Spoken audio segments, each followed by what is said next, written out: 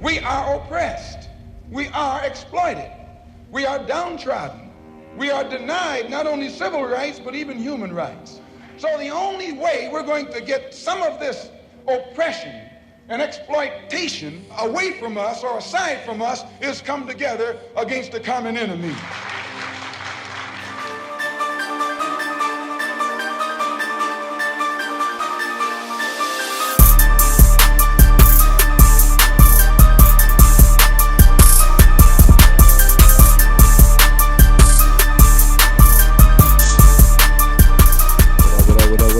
What up, though?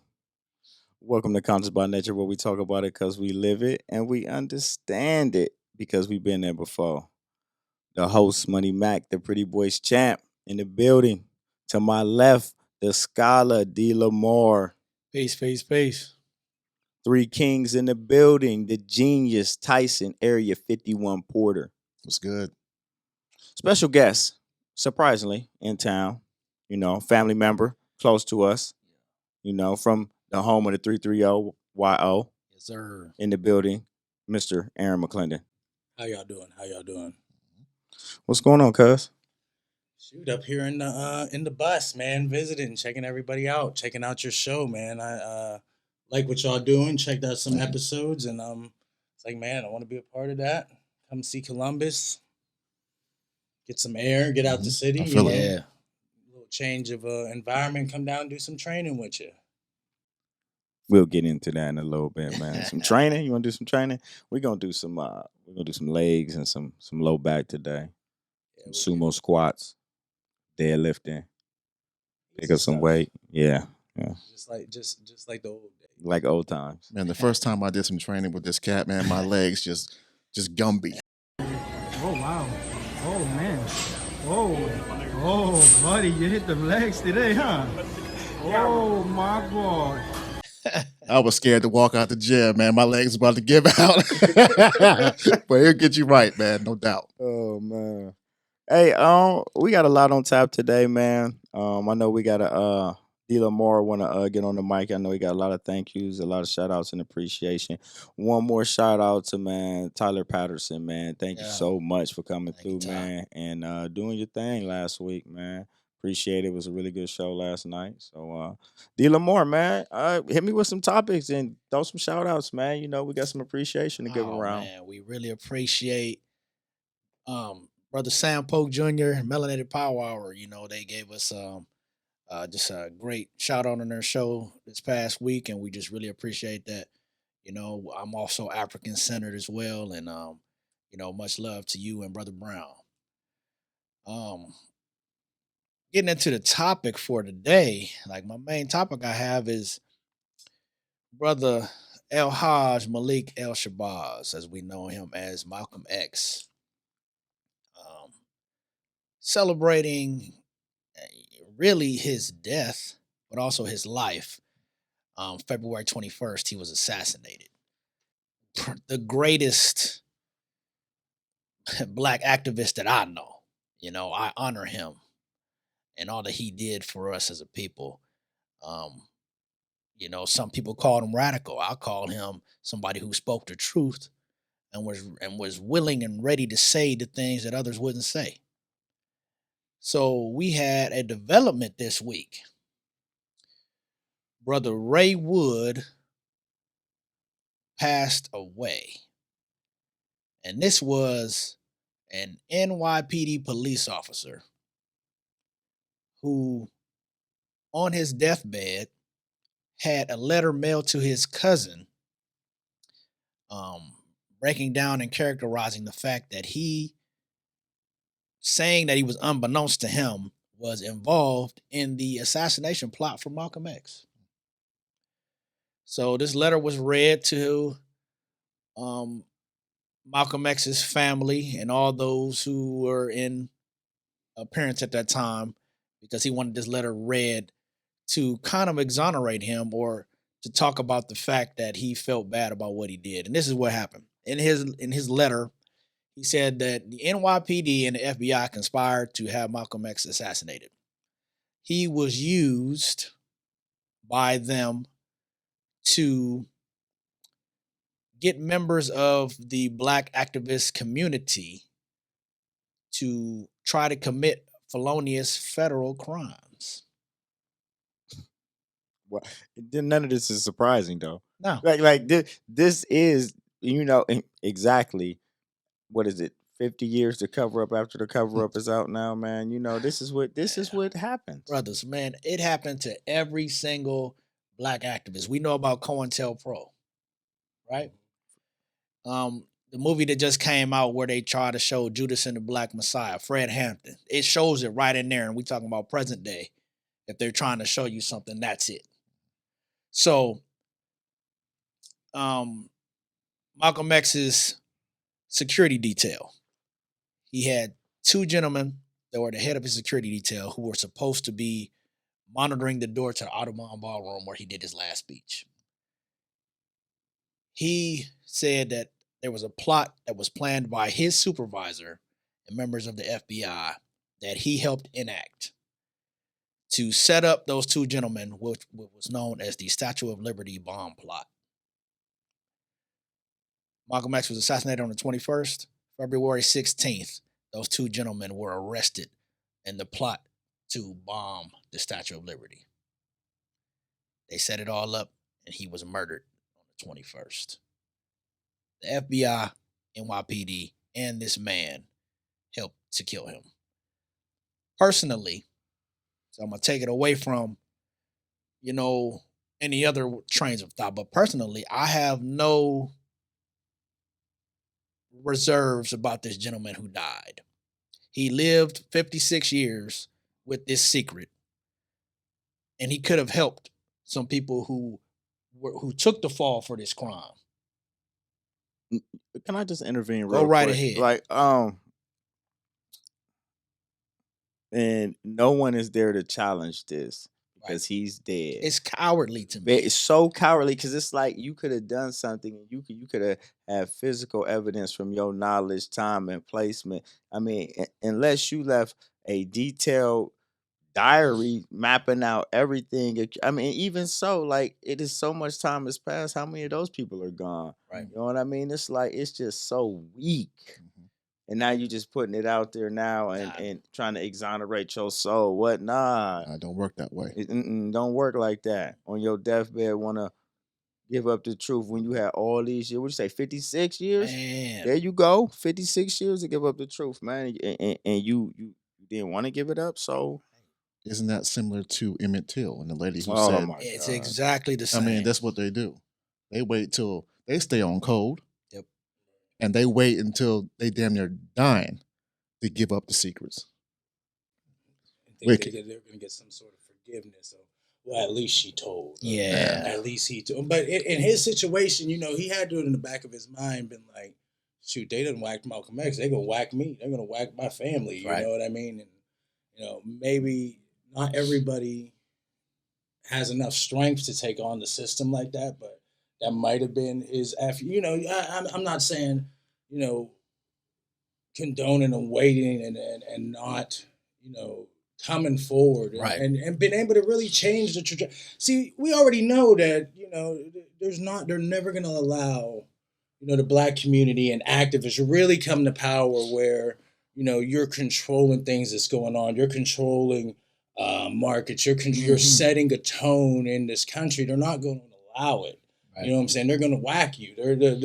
They cannot have their sense of control on the handles of power to see it. Which, if people did all have a clear, conscious direction on which way they want to row this boat. Yeah. You really could force their hands to rip off of the handles of power. But I mean, we know that they're going to try to kill you. They're going to kill you. They're going to do whatever you're going to do to stay in power. You know what I mean? And keep the status quo. And that's the same even today. If you stand up and you speak out against things to this day, they're gonna you got threats on your life. And that's not just from the government. That's coming from the people who follow their code and don't want to see you progress as a people or any justice for yourselves, whatever justice looks like to you.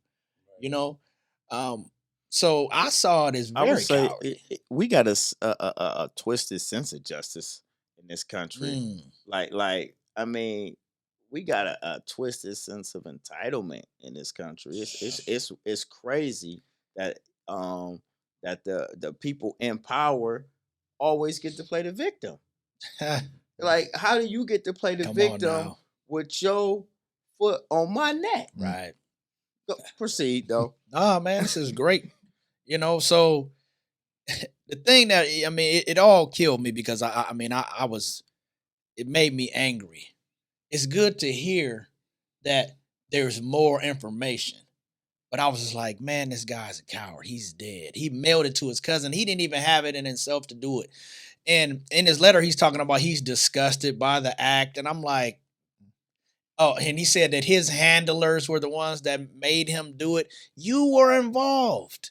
You were a policeman infiltrating the movement. You were in there. No one made you do it. They might have said, hey, man, do this, nigga, I'm going to kill you. Well, I'm dead anyway. You've been dead for 56 years living a lie, knowing what you did. I'd rather be dead than to know that that man was so powerful. He said that he didn't even know that the who they were going to set up was Malcolm X. Come on, man. This is all in this man's letter. You knew that rally was going on. The whole precinct would have known. They got, you know, how especially how precincts worked back then. on, You know what I bruh. mean? Oh, we got this coming up. They all talking about it in the break rooms, and somebody's talking about, "Psst, come here. Right. We you know, got this little operation going on. You know what I mean? I mean, you could just picture how that all went down. Yeah, man. And Man, that shit is bullshit. Even his letter is full of I didn't know lies. bullshit because Dick Gregory knew. Sure enough. I knew Malcolm. I loved Malcolm. Malcolm called me the Sunday that he died. I was working Basin Street East. He said, "Brother Greg, you coming by today?" And I said, "Malcolm, I love you." And I said, "I love you so much, I don't even want to take a chance to be there." He said, "What do you mean, Brother Greg?" I said, "Well, I close tonight, Sunday night at Basin Street East." And I said, "But I had my wife book me a flight into Chicago at 8 o'clock this morning, and I'm going to Chicago, and I had way beneath my salary booked me into a college about 10 miles from the airport. And I'm going to go there and speak this afternoon, and I'm going to stay there until they tell me you dead. Because I'm not going to let this government get two of us for the price of one." Now I always kind of felt a certain type of way. Dick Gregory knew it to a certain extent. He wasn't getting on that plane. He wouldn't get on the plane. He told Malcolm, "Hey, I love you, but you ain't gonna get the price two for price of one." Yeah. He didn't go. He didn't go. So he knew. So of course, those police officers, they knew down to the T And how it was gonna go down. Brother Malcolm, he knew at any point they was going to try to take his life. He kept security with him. And in every single thing that he knew, his life was threatened. But the government, those in power always want to take you out. They did all of that at that time. So that, Brother Wood, you know, you get no peace from me, man. You know what I'm saying? Bless, you know, the daughters of Malcolm X. I believe he had 6 daughters. They said that the letters were given to them, and they also spoke out at this time, saying that, you know, more information the better, so to speak.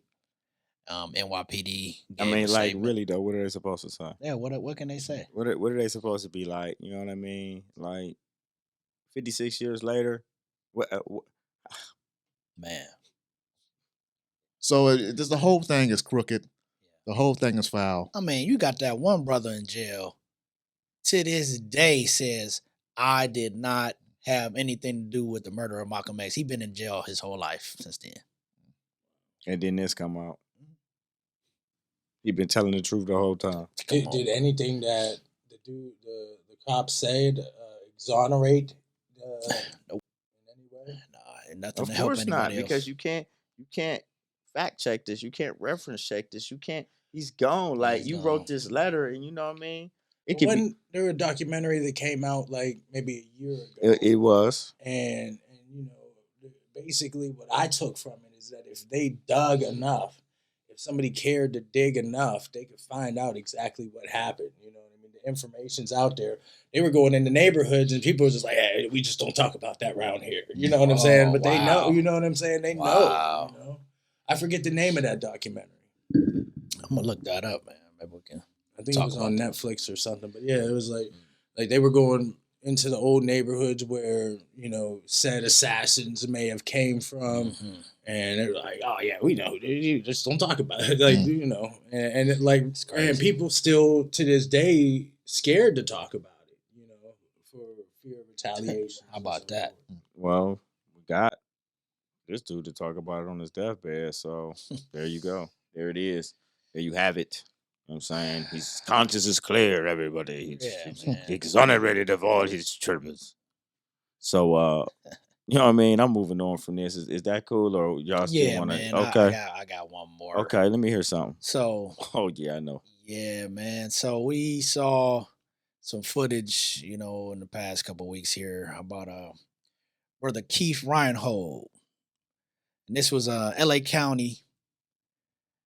Brother was walking down the street. I mean, I got dash cam, I got audio and everything I've watched of these two cops watching this man jaywalk across the street. He walks across the street. Allegedly. Because you can't even really see if he's jaywalking from across. You just hear. Did you hear the one cop? I hear it. Oh, my. Allegedly. He says he's okay. The one cop said he's all right. Let's leave him alone. The other cop says, no, we got to stop him. So one cop's trying to stop the other cop from messing with this brother from jaywalking, whatever. Walking across the street and running at the light or whatever, man. Come on. Because he really wasn't jaywalking. It was two cops. I'm going to let you finish, though. No, go ahead. It was two cops bored on a nice sunny day. Probably ain't had nothing to do for the last 2 or 3 weeks, you know, because at this time, this was September. This was really like months ago. So, you know what I mean? Corona was still really, really prevalent. Yeah. You know what I mean? So streets is pretty much empty. They bored, hanging out. Continue with the story. So they go and they run up on this man. He's still walking down the street on the sidewalk and accost him for jaywalking several blocks back. He asked them, what are you stopping me for? They said, hey, man, you jaywalked. He said, where? Back there. Okay. Well, we got to stop you. What are you stopping me for? You hear him asking him over and over again. And it just turns out they keep harassing the man. He's trying to stay moving. They're not telling him any further information. They tackle him to the ground. And here comes the story that we hear all the time. Cop says he grabbed his gun, puts two in him, and kills this man. September last year, we just now hearing about it like this week. Same thing about the one young brother. Hold on. But go right ahead. In that situation, though, Keith was fighting for his life. For his life. He did have hold of that man's strap. They had him on the ground. Yes, they did. And he went for he did the smart thing and went for the cop's gun because that was the smartest thing he probably could have did. He's going to die anyway. You're going to get shot. Well, I don't think he went for his gun. They could say anything. You down on the ground, they're accosting you, they're all over you. I can just touch the other cop. You can say I went for your gun. No, fam. On they the make up shit and just like the footage from the building camera. I seen that camera. I couldn't really visualize. You could see him grabbing it. I thought he actually I couldn't see if he pulled it out. You know what I mean? That was the move. Try to plug him before he plug you. They're going to shoot you. At this point, this harassment is taking this far. Like, you know, something is going to happen. They're going to beat you. They're going to shoot you. Like, you have nobody. You're really just walking around out here. It's broad daylight. People stopping, just not even, they in the street, they on the side tackling. Ain't nobody even saying nothing to the cops like, hey, what are you doing? What you beating that guy up for? Like, nothing. Yeah, this is the first I've heard about this. You know what I'm saying? And I intentionally tune out of news because of situations like this. I mean, that's just the craziest thing. And I mean, I just don't understand these cops, and they get beside themselves, and they're ridiculous because, like you said, they're bored and they're feeling all worked up and tough, and like, let's go mess with this guy, and then somebody ends up losing their life, and that's why people want to go to war with that's why like it's a boiling point right now where they're gonna keep pushing, and it's gonna be a full all out blown conflict, between, because it has to be. You know what I'm saying? Like what gives a person just the audacity to be walking down the street and you coming up to me like, oh, you're jaywalking. Well, write me a ticket and get gone. Get out of my face, That's man. it. Like, That's like, it. and it's bad, man. Like I could see it in my head without even seeing, the footage. Yeah. But it's like it makes you wanna hurt the cops. Like it makes you want to do things that probably society wouldn't deem as appropriate. But this isn't society anymore when you're just whacking around killing people. You know what I'm saying? This isn't a society. This is like y'all messing with us. Are they bored or are they meeting their quota? Tyson Porter, is there a quota that they need to be meeting? Like, or are you saying I think there is a quota. There's a kill a black man quota. Hey, but these cats be trying to one up each other, and they be like, "Oh, bro, yeah." Is it a quota or is it a contest, like a bounty? It could be something similar. It could be both. Because quota would mean that is coming up from high up, meaning like it's organized, like, you know what I mean? Or is it more the good old boys that all of them wear the badges and everything, and it's more or you say it's coming from up high? I'm saying it's coming from up high. They're masking it. I mean, now remember they had it all blatant, the profiling, the stop and frisk. That was coming from all high, but I'm sure it's understood. We can't just say it anymore. Like, hey, you gotta arrest this many people. You know what I'm saying? But it's implied. I definitely believe that we know there's bad cops, and when we're talking about LA County, they even got stuff coming up on them about gangs within the police force. This is an actual thing that's happening. We know that, but it's actually being brought to the forefront of national attention, even though people know about it. It's like you said, just messing with us. This man is walking down the street unarmed with his backpack. Leave that man alone. You've killed this man. I got one more story. And I wasn't even gonna throw it in there, but it's on topic before we move on. So I don't know this young man's name, and it leaves me, and I should have had it. But in Texas, snowstorm going on. Young man working at Walmart, 18 years old. I don't know if y'all heard this story. Okay. Walking home after he worked the late shift, cops stopped this young man. They drive up on him. They say, "Hey, where you going?" He said, "I'm going home." Walking. Not jaywalking or nothing. Walking home. They said, "Hey, you sure you know where you're going?" And just bothering this young man. Do you know they stopped this young man and arrested him for walking home from work? Young black man, 18 years old. He's telling them, "I'm going home. Leave me alone." I seen video of this too. I'm like, Jesus Christ. He's done nothing. He fits no description. He's just trying to walk home. They're impeding his progress again, walking in front of him. He's telling them, "I'm going home. I'm walking home." And they arrest this young man. He spent a night in jail. 18 years old. The cops, I believe they've been reprimanded, is what they said about that. Because it was all on video too. But why? I mean, how come you like walking while black? What is reprimanded? Because okay, if you mess up at work and something ain't right, and okay, that's a reprimand. That has to deal with tools or deal with a video or deal with a camera or deal with blurry content or something, like whatever. You know what I mean? You're dealing with people's lives. Man. No reprimand. Like your reprimands don't mean shit when this young man got to spend a night in jail for no damn reason. Because you're not seen as a young man spending a night in jail for no reason. To them, you got to understand that the criminal industry, it's an industry. It's an entire industry. That cop is getting overtime for showing up at court dates. You got the court reporters, the secretaries, every Thursday, the people at the jail. It's a whole industry that, and I have a lot of friends that work in the criminal area. When COVID hit, the courts the courts shut down. These folks were like, they're like, we ain't got no money, we're broke, there's no money coming in, we need people to get arrested so we could like make some money and blah blah blah. And I'm sitting there like, wow, it's a whole like industry fueled by them making frivolous arrests and just arrest period. And if they're not taking people to jail, people are getting laid off of work. Now, should that be the way that our system is based? That they need to constantly feed young men into the system for prison industrial doing complex. nothing? Yeah, it is. Well, it is. Yes, it is definitely needed because the billion millionaires, they need to keep their money.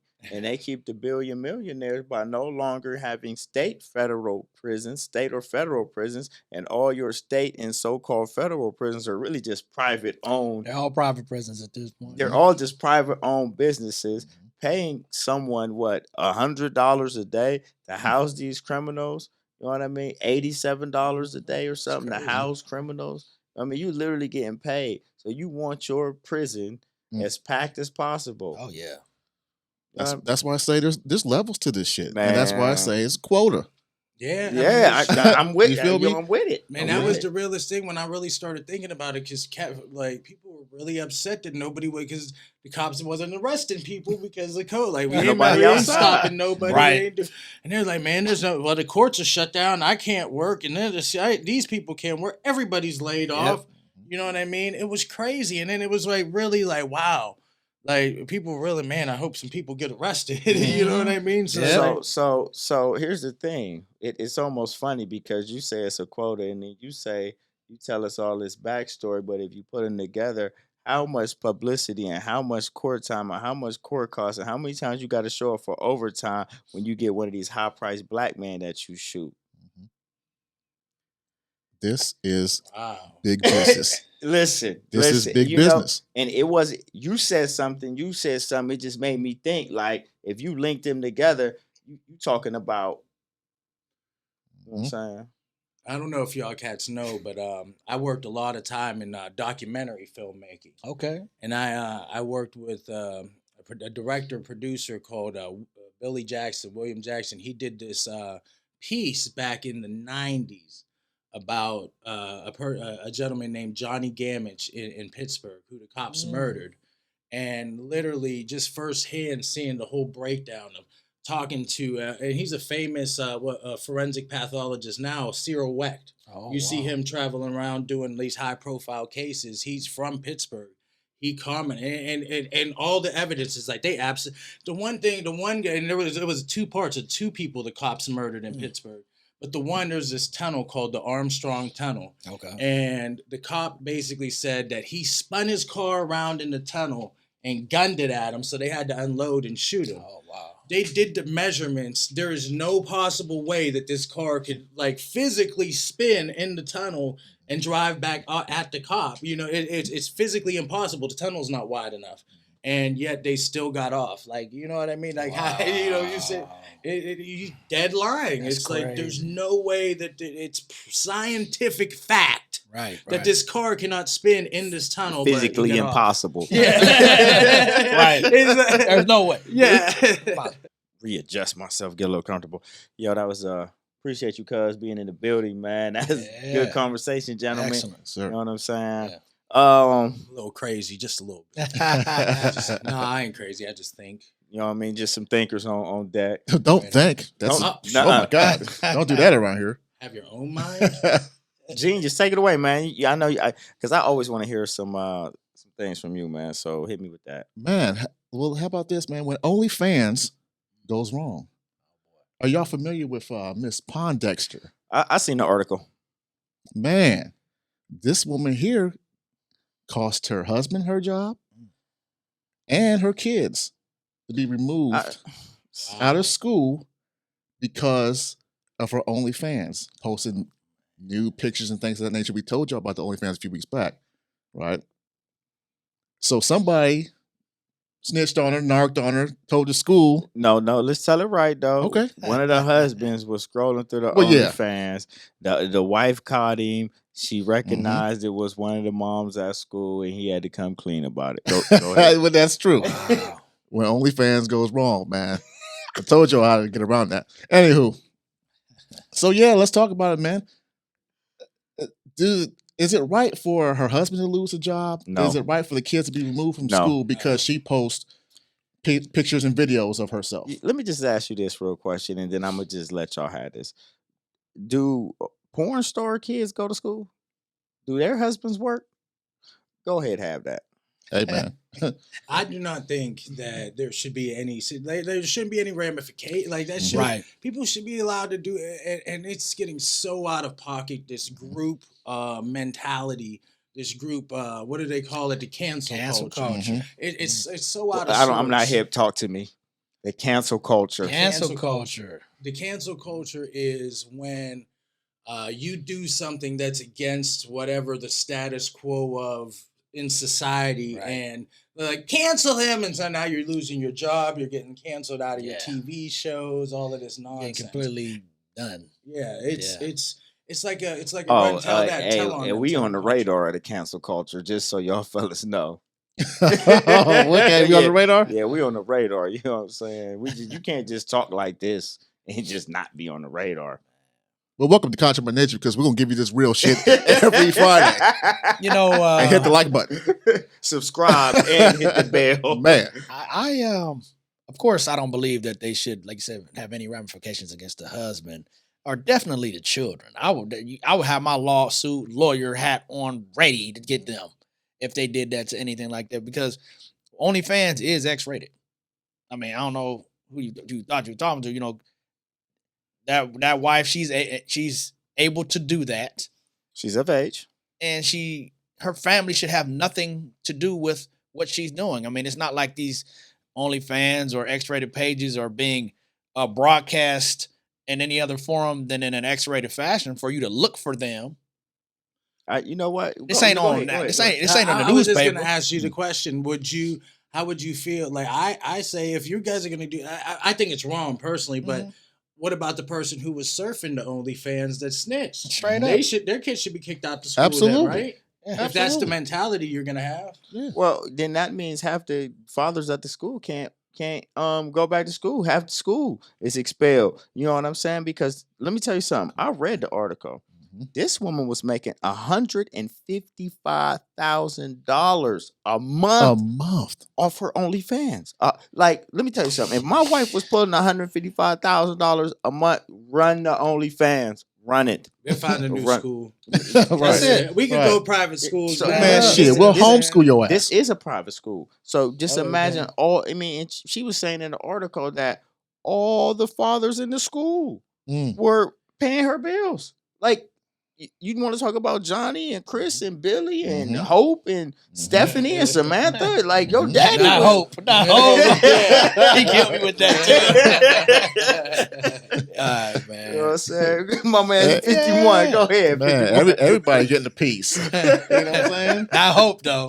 Man, like you said, my woman was out there making 150 some odd a 150 month. bands? A month. 150 bands. Listen, I would be directing the project. It would be nice. Now, look at the way the light comes down. Get that shoulder. Get that shoulder. Cut.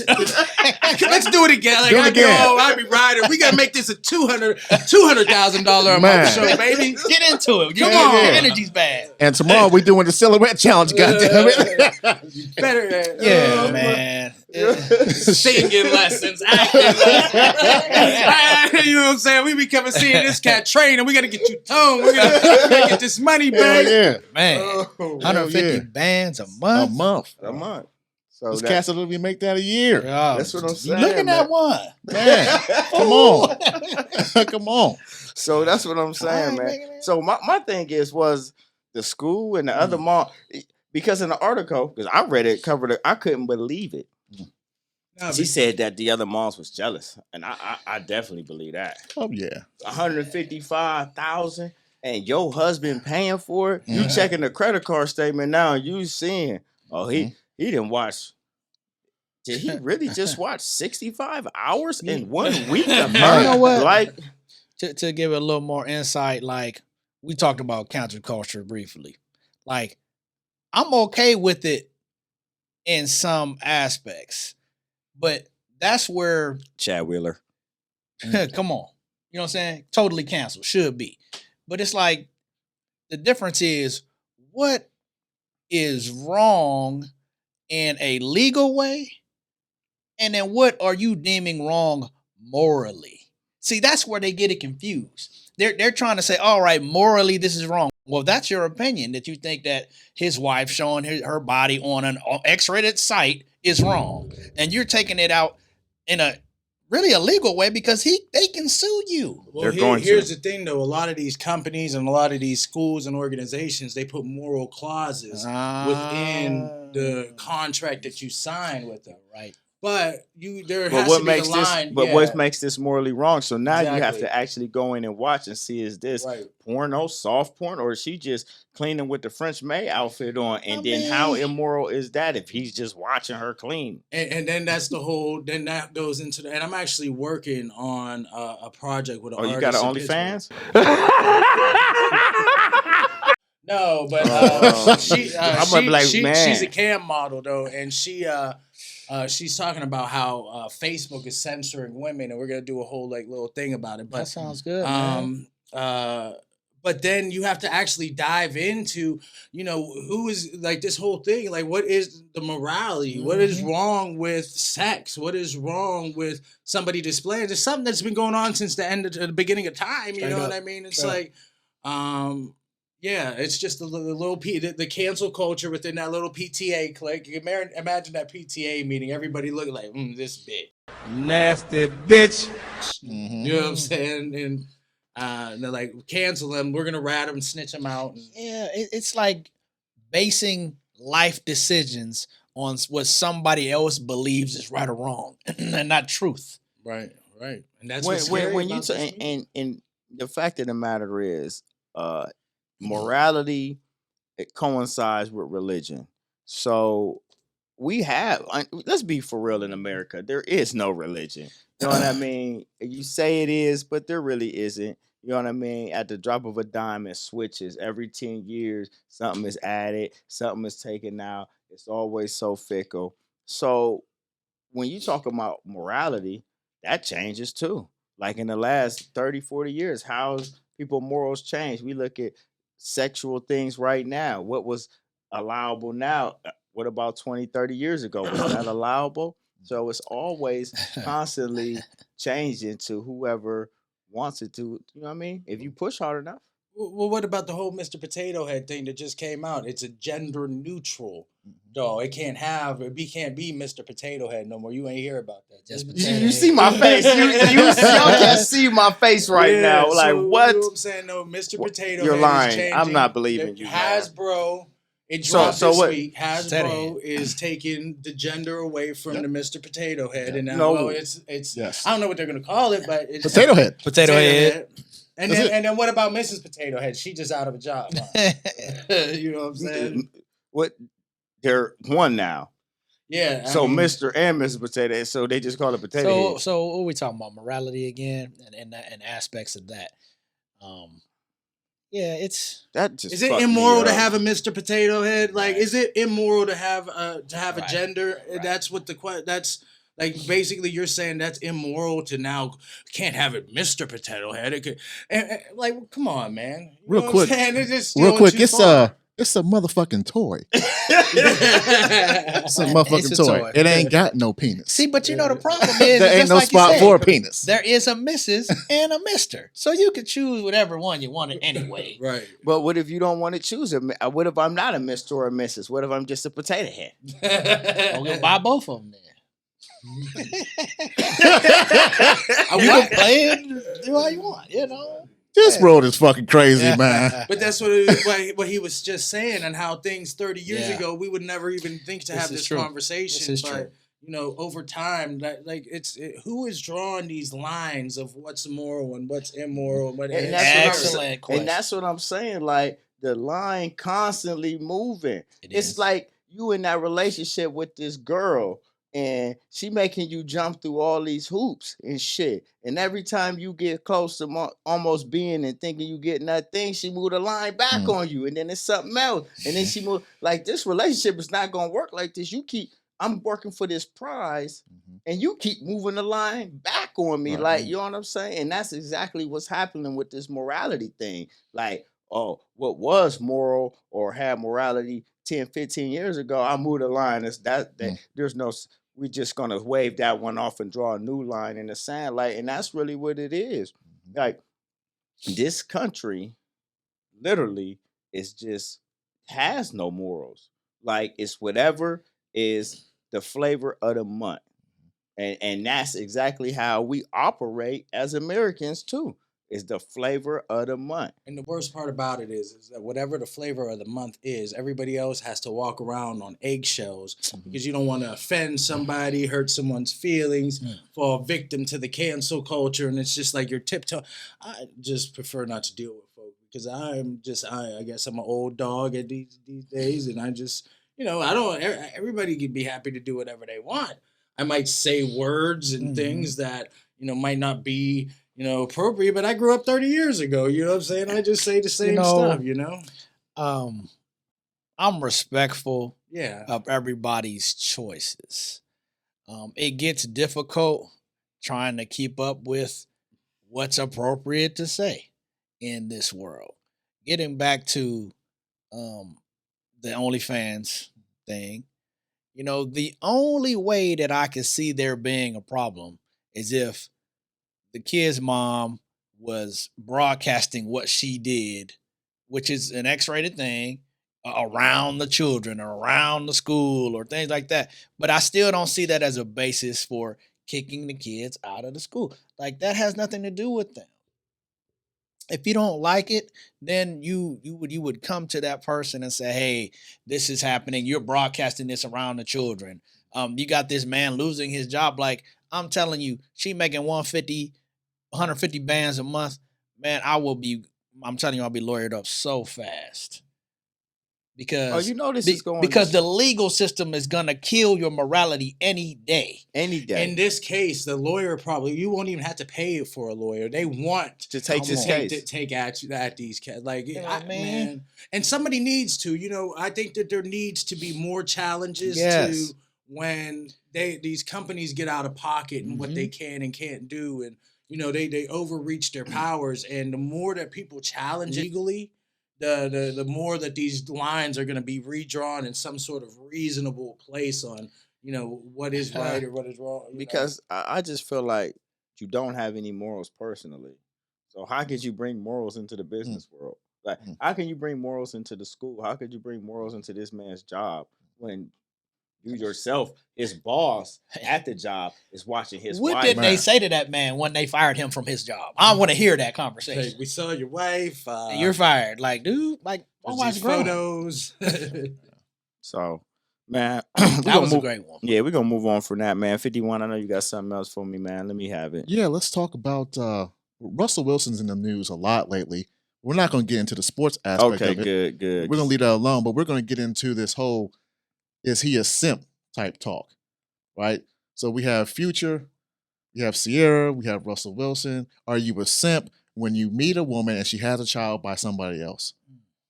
There's a lot of conversation going on about that. And I was interested can I hear y'all talk about it? Are you a simp if you meet a woman and she has a child, the other man's not doing what he needs to do, and you take that on?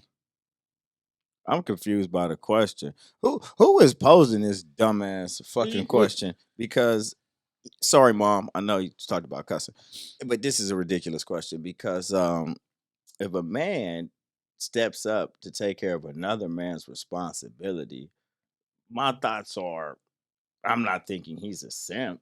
Like, I mean, I'm confused. Who's saying this? You know who's saying this? I know who's saying this, ladies. That dumb nigga, that dumbass man who left you with the kids and ran off, and he talking about that man that's in there now, paying bills, taking care of the kids. That's who said this dumb shit. I apologize for this. Anybody else got anything on it? I just think it's just dummies talking. It's just dummies like, oh, he's a simp. Like, why? Like, first off, and it don't even have to be a situation where the other man isn't doing his part. Right. If I'm with a woman that, has children, that's my family. You know what I'm saying? Yes. I've raised kids that weren't mine. You know what I'm saying? So I see that as my daughter. And I'm like, it shocks me. Like, she's the oldest. My biological kids are a lot younger. And she's just like me. And I'm like, to me, that's just like, wow, like watching these kids grow up, and it's a blessing. It's a blessing to be a parent, and guide and raise that next level of life into this world, be it your children or anything. I want to help the next generation of what's going on, so you help the kids. You know what I'm saying? But I think it's immature and ridiculous to even call Russell Wilson simp for that. He came on. Future is not married to Sierra. He married her, and he raising his children as his own. Just like my man just said, I have children as well, that I've raised, and they're my children. And I've raised them since they're 4 years old. I don't even call them stepchildren. Those are my kids, you know what I'm saying? And it's a joy to do those things. You accept a woman, you must accept her children. I think it's weak for you not to. If the father of the children still wants to be in her lives, that's fine. But you are taking that on as a man. I think it's a strong, powerful thing. And anything else to be said about that is just completely weak and cowardly to me. I commend Russell Wilson and all men that do those things, that love and take care of children that might have been from another relationship or another man. You loving those children, you giving them all you got. I'm living every day for my kids, So it's weak, and it's terrible that they would even try to make this a conversation. Check yourself if you're asking that question. If you're saying that about somebody else who's doing what they're supposed to do, check yourself, man. Absolutely. Those are the simps that are saying that straight up stuff. Like, that's simple. Yeah. That's what it is. Exactly what it is. What y'all said. The real simp is the one who's running from their responsibility. Come on now.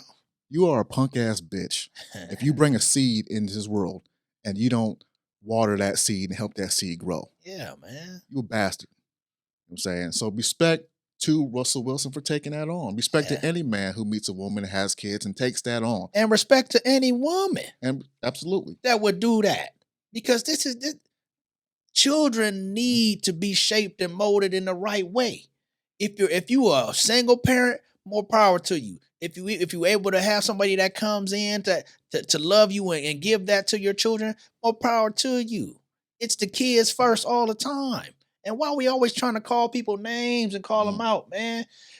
Because in this country, disrespect is just so allowed. It's fun to do. You know what? Because that's what they do it for. Because I don't know why violence is so shunned upon, but disrespect is so like such a normal thing. Like, what just happened to just bam punching somebody in the face real quick? You know what I mean? Gotta bring it back.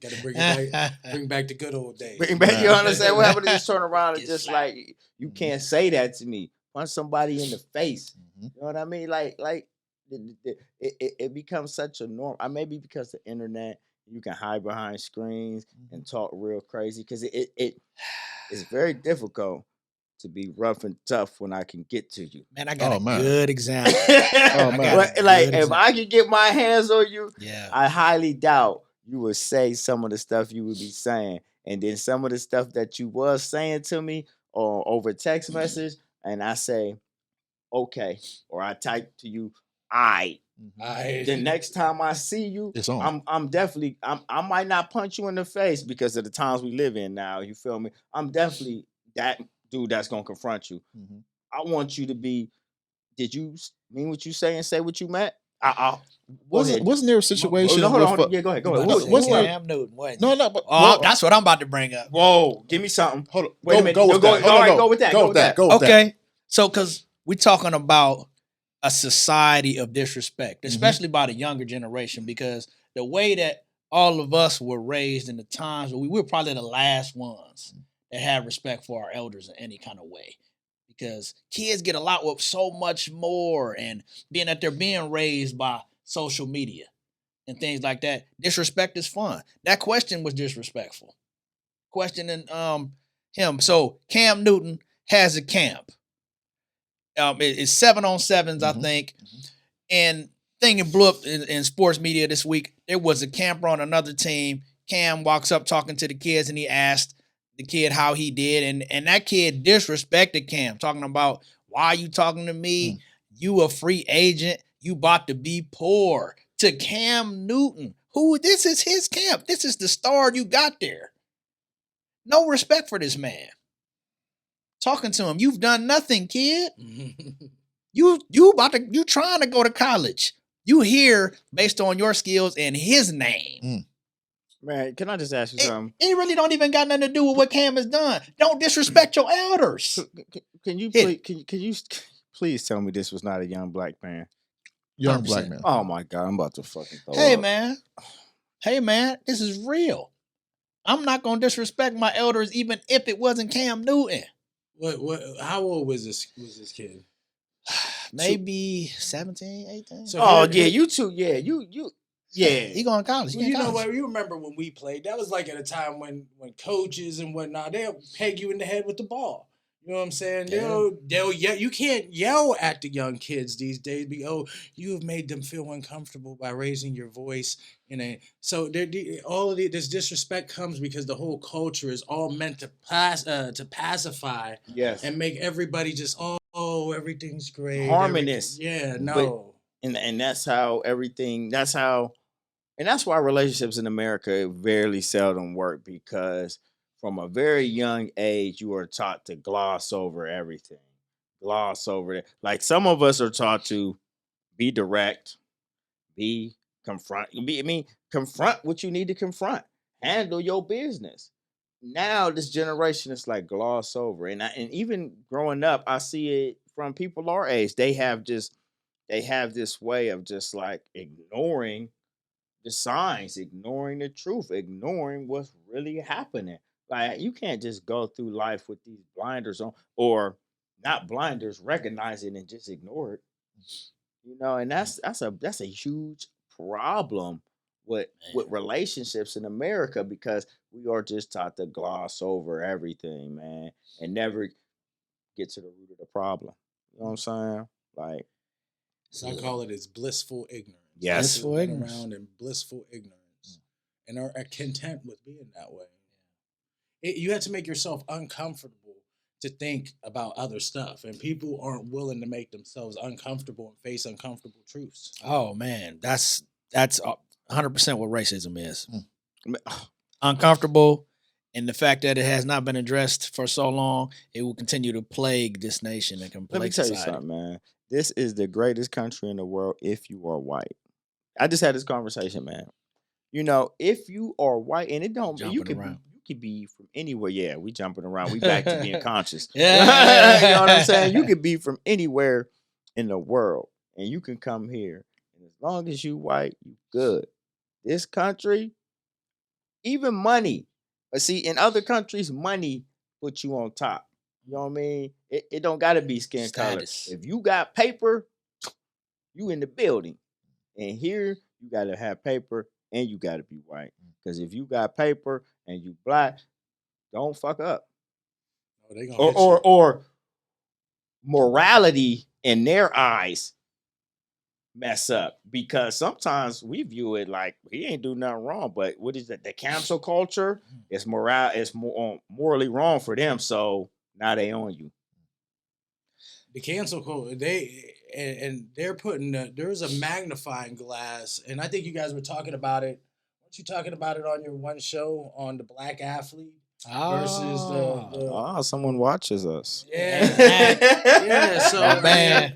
And even in entertainment or anything else, like you can't say I just don't care. You know what I mean? And I really I really choose my words where you can know what I'm saying, but you know what I'm saying? So now it'll stand up in the court of law, B. It's like, you know what I'm saying? You ain't gonna get me, but right. you know what I'm saying, Go ahead, D. Lamar, chime in real quick. Or like I say, I'm about canceling people that deserve to be canceled. So I use their words against them. That's all I do. if you say you can't do this or you're not supposed to talk this way, then when I catch you doing it, I'm gonna cancel you. If you're not supposed to be disrespecting this group of people, when I catch you doing it, I'm gonna cancel you for that. You can't be wanting to be my senator and work for all people, but then I look on your social timeline and you got nothing but racist views that you're supporting and saying, you're canceled because you're not supposed to hold that office if you feel that way. You're supposed to be for all people. That's what I'm talking about. Not in every way, just in the right way. So if you're supposed to be my elected official, if you're supposed to hold power of precedence and you're supposed to do all these things, you better have a clean slate with me.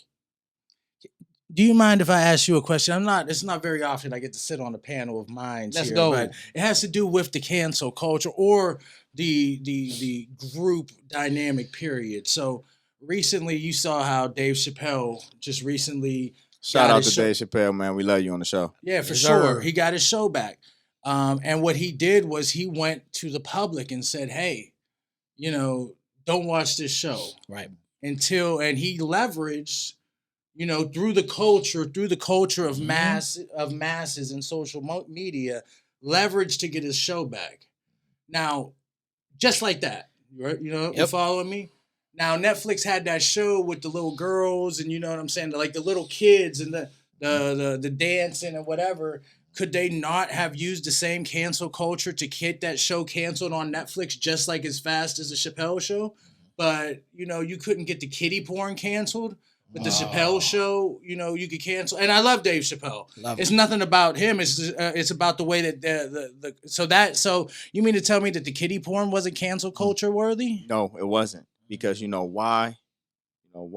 It wasn't motivating and moving the other culture and the other needle and pushing your knowledge. Like, yeah, it was jokes in here and it was funny in here, but like, read between the lines and listen to what I'm saying, hear what I'm going on. They mentioned it last week, and even our guest, how conscious he is. So just imagine how he's setting you up with these jokes and dropping knowledge on you, and you laughing. It's danger in that. Yeah. It's danger in his speech. You understand? Yeah. Dave, he asked for that. He literally asked people not to watch that show on Netflix because of how they did him at Comedy Central with that money. And I listened to him. I did not watch one episode of that because I felt like, man, Dave is always real with me. I'm a fan of him, but I feel connected to him because of how genuine and he puts himself out there. There's no hijinks when Dave comes. Man. He comes to the stage with a cigarette and sit on a stool and just talk to you. That's it. And you'd be like, yo, that's funny. But yeah, you know what? He's right. But I see what you're saying. He's like, how, and I wasn't privy to any information about some child pornography or anything like that. They had a show on there. I forget what it was called, but it was a reality show about the kid pageantry and dancing, and it was like little divas or something like that. Yep. And basically, all these people that were involved in it were, somehow like I read into it a bit, but accused of, some sort of child pornography through the lines or whatever. But even still, the show crossed the line that they were broadcasting on a streaming platform, and nobody seemed to like care. You know what I mean? And they were talking about, they were trying to get it canceled. So it's easy to do, but it's easy. Like Dave Chappelle just said, "Hey, don't put this show on," and Netflix reacted. You know what I'm saying? So that just says a lot about what we were talking about earlier. What lines of morality and what's not. You can't get the cancel culture to cancel a show that's clearly geared towards perverts and child pornography, but something that's a comedy could get canceled in a second because it's black.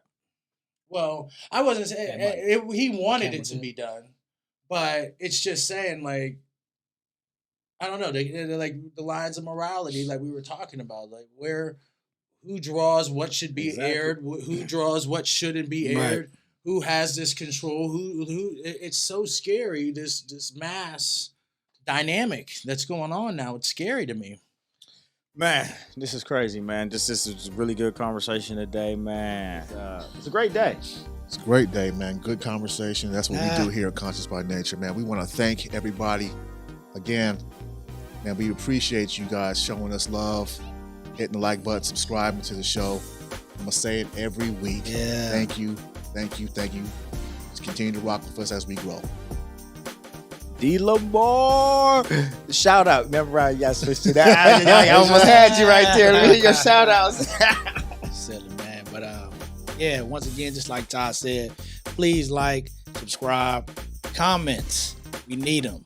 Send them in. We love you. I'm glad A-Mac is here, man. My Always, man. Good to see you, man. Great talk. And so that's all I got. Hey, Meezy, man. Thank you for coming by, man. Shout outs, man. Oh man, I'm gonna just shout out all my people back home. Shout out Columbus. It's good to be here. I'm gonna be up in here. You know what I mean? Checking out my cat here, doing my thing. I'm pretty sure I'm gonna be fighting up here. I'm coming up to tear some folks off. You know, later off this March. You know, so get some training in, and I'll be there. Hope to run in. Yeah, for sure, man. It's going down. So, just it's good to be back in the bus. My brothers, man. Thank y'all for excellent conversation, man. This might have been the most conscious, just like this is the conversations we have when we just like in business production meetings. Like y'all don't see this, but like this was pretty much like a production meeting conversation. Like there's just so many things that we bounce back and forth, man. So shout out to my moms, man. Love you. Appreciate Carla. you. Appreciate you. Stay conscious, everybody. Next week. Peace.